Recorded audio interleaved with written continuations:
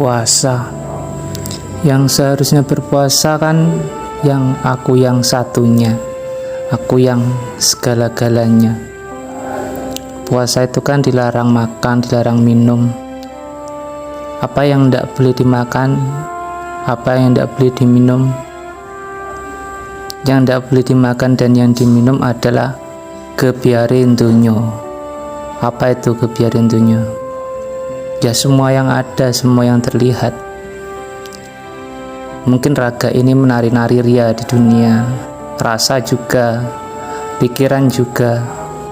Tapi kalau kita puasa, kita tidak ikut di dalamnya, tidak ikut dalam tarian rasa, tarian pikiran, dan tarian raga, tarian fisik.